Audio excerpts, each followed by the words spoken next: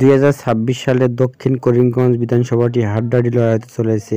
দক্ষিণ করিমগঞ্জের মোট জনসংখ্যা মুসলমান 70% বসবাস করে, হিন্দু এখানে বসবাস করে 14%, প্রায় 1,75,000 লোক এখানে বসবাস করে। চ্যানেলটি সাবস্ক্রাইব এবং লাইক করে রাখবেন। 1972 সাল থেকে 2021 সাল পর্যন্ত এই দক্ষিণ করিমগঞ্জ বিধানসভাটি কোন দল কতবার জয়লাভ করছে? এখানে এআইইউডিএফ একবার, বিজেপি একবার, কংগ্রেস 9 বার এই আসনটি জয়লাভ করে। চ্যানেলটি সাবস্ক্রাইব এবং লাইক করে রাখবেন। 2021 সালের বিধানসভা নির্বাচনে এই আসনটি জয়লাভ করে হলো কংগ্রেস। সিদ্দিকুল আহমেদ তিনি ভোট পান 88,909 ভোট, 59% ভোট পায়, 17% ভোট বৃদ্ধি পায়। এখানে এআইইউডিএফ পার্টি ভোট পায় আজিজ আহমেদ খান, তিনি ভোট পান 56,422 ভোট, 37% ভোট পায়। অর্থাৎ 2021 সালে আসনটি জয়লাভ করে কংগ্রেস হলো সিদ্দিক আহমেদ, তিনি 32,887 ভোটে জয়লাভ করে।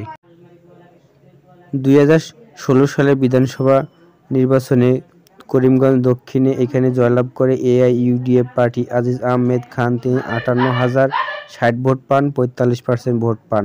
কংগ্রেস এখানে দ্বিতীয় নম্বরে থাকে। 2016 সালে সিদ্দিকুল আহমেদ তিনি ভোট পান 53,688 ভোট, 41% ভোট পান এবং 2016 সালে আসনটি জয়লাভ করে এআইইউডিএফ 4,416 ভোটে।